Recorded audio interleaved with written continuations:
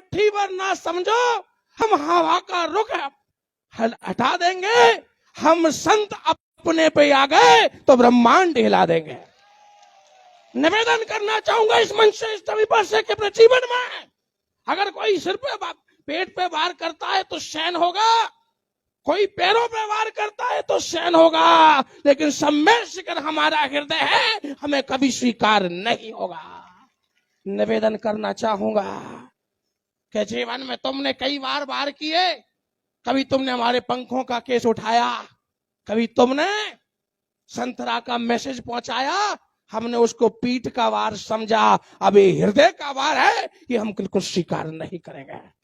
निवेदन करना चाहूंगा, कालीचरण जी बैठे हैं, प्रताप सिंह कचरिया बस बैठे हैं, सरकार में मंत्री हैं। निवेदन करना चाहूंगा कि तुम्हारे पत्तों को हमने लहराया है, हिंदुस्तान के जेएनयू ने तुम्हें संविधान में पहुंचाया है। हमारी चेतना को मत इतना उखाड़ो कि हमने ही तुम्हें दिल्ली के मंत्रालय तक पहुंचाया है। तुम्हारी दिल्ली की दौड़ अगर कहीं से शुरू हुई है तो इन संतों के आशीर्वाद तले शुरू हुई है। इस बात को अंगीकार कर मत भूलिएगा। हमने पेट के वार को सहन, पीठ के वार को सहन किया है, पैर के घाव को सहन किया है, अब लोगों ने हमारे दिल पे वार किया है, इसको हम स्वीकार करने को राजी नहीं है।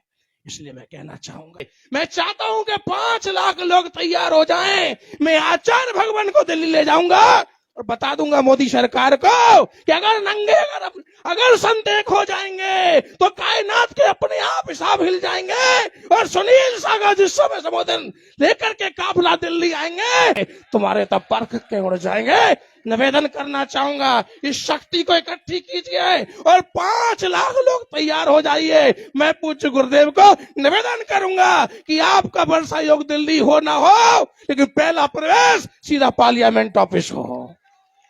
ये सरकार की शक्तियां अपने आप को भूल रही हैं कि इन शक्तियों को विमंत्रित करने वाली कोई शक्ति है तो वो दिगंबर शक्ति है। महावीर की तपस्या इनमें दिख जाती है, कायनात की हर जमीन को शीश झुकाती है। ये साधना के सुमेरु पर कायनात बिछाते हैं और संत एक हो गए तो ब्रह्मांड के पत्ते तक गिर जाते हैं। बंधुओं, ये कौन सी छोटी सी बात है। निवेदन करना चाहूंगा, हमें मुट्ठी भर मत समझो, ये मुट्ठी भर मानना ही छोटा है। हमारे जीवन में हमारी यही भूल रहे। मैं समाज से कहना चाहूंगा, मत बिखरो पत्तों की तरह, मत बिखरो पत्तों की तरह, बंटते जाओगे अरे सिमट जाओ तिरंगे की तरह, आकाश में लहराओगे। अब आकाश में लहराने का समय, आगाज करने का समय है। अपने जीवन को प्रफुल्लित करने का वन बनाइएगा। ये जीवन चिताओं के ढेर में जले, चेतना को जिंदा करने का मौका मत गवाइएगा। ये चेतना को जिंदा करने का मौका है। इसलिए मैं कहना चाहूंगा, कल मुझे मौका मिला नहीं सीएम से 2 बात करने का। दिल के अरमान मेरे अंदर के अंदर रह गए और सीएम मुझे देख के इस्तेमाल करके चले गए। निवेदन करना चाहूंगा, इस बात को मत भूलो, अगर जयपुर के जेएनयू बोर्ड नहीं देंगे तो सरकार के परिंदे पुलबंद हो जाएंगे। जितना भी टैक्स तुम्हारे खाते में जाता है और तुम्हारे यहाँ जो घी रोटी पर लगाया जाता है वो जैनों का बाउल है जो तुम्हें हर बार जिता के लाता है। इस बात को मत भूलिएगा। ये जीवन की शान है।